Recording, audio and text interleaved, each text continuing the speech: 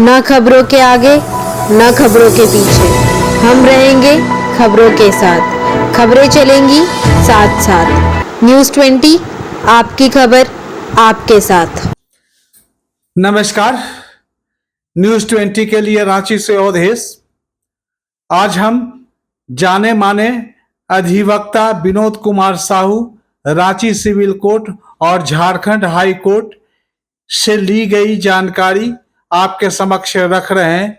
श्री साहू ने आज संवाददाताओं को राहुल गांधी पर चल रहे उनके क्लाइंट नवीन कुमार झा द्वारा दायर मानहानि याचिका में क्या कार्रवाई हुई, इसकी विस्तार पूर्वक जानकारी दिया।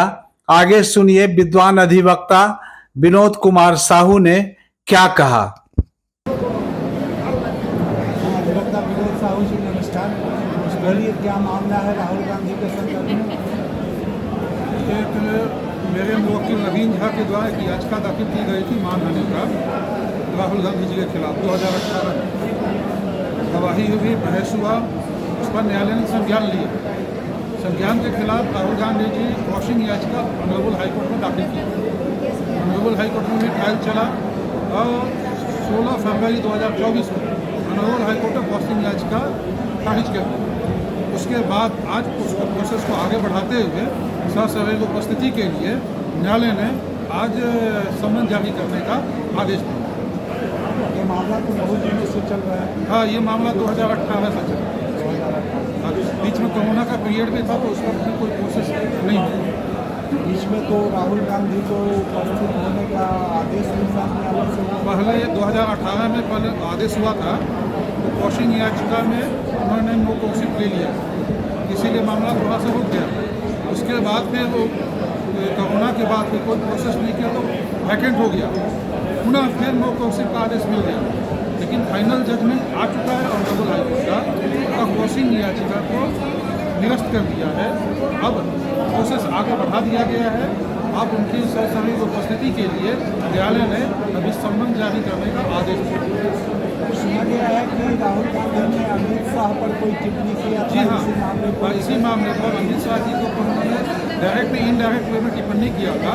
मूल रूप से भारतीय जनता पार्टी पर टिप्पणी था उनका कि भारतीय जनता पार्टी में हत्यारा राष्ट्रीय अध्यक्ष बन सकता है और हत्यारा भारतीय जनता पार्टी के लोग ही हत्यारा को राष्ट्रीय अध्यक्ष के रूप में एक्सेप्ट कर सकते हैं। कांग्रेस में न कोई हत्यारा राष्ट्रीय अध्यक्ष बन सकता है और ना ही कांग्रेस जब किसी हत्यारा को राष्ट्रीय अध्यक्ष के रूप में एक्सेप्ट कर सकता है।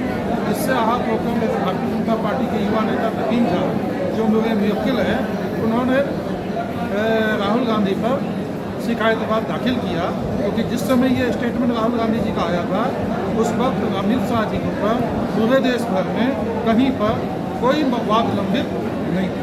ये अच्छा, आप तो एक विद्वान अधिवक्ता हैं और अनुभवी हैं, तो इसमें आगे क्या हो संभावना है? राहुल गांधी पर क्या हो सकता है?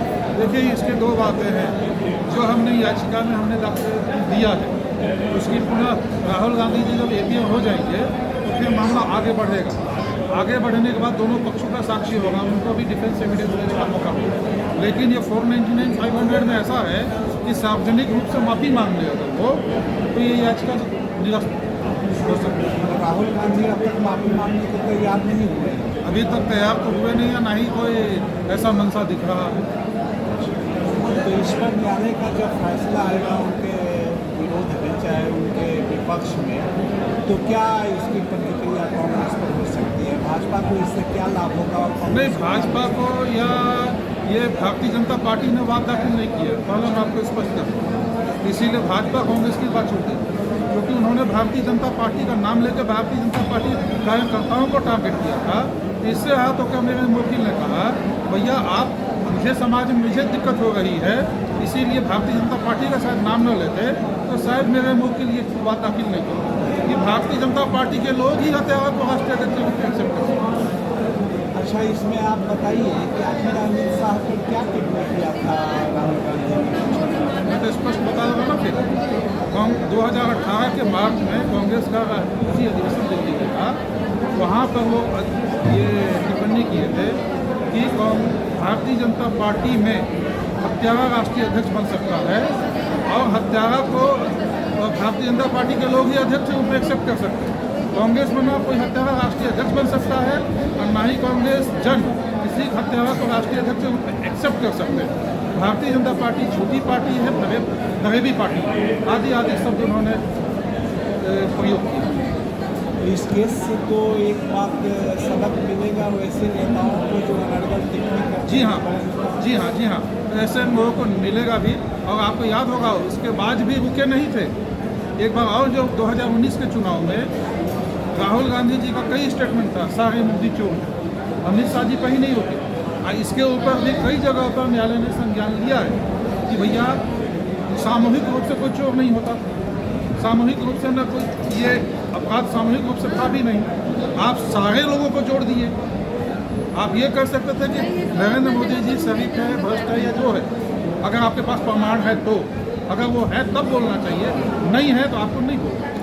अच्छा, तो इस मामले पर सभी मोदी चोर हैं। इस मामले पर तो किसी अदालत ने संज्ञान लेते हुए उन्हें सजा भी सुनाया था। गुजरात में सजा भी सुनाया था और रांची में भी चल रहा, एक अलग बात है वो। रांची में भी व्यवहार न्यायालय में एक अलग बात चल रही है। बाद में तो राहुल गांधी की सदस्यता फिर बहाल हो गई थी। बहाल हो गई, लेकिन वो आदेश को अभी तक रद्द नहीं हुआ। सुप्रीम कोर्ट ने उसको बहाल कर दिया, ठीक है, और कहा कि इसमें आदेश ये ऐसा ऐसा होना चाहिए ऑनरेबल सुप्रीम कोर्ट में, लेकिन अभी तक ऑनरेबल सुप्रीम कोर्ट का उसका फाइनल डिसीजन नहीं आया। और कुछ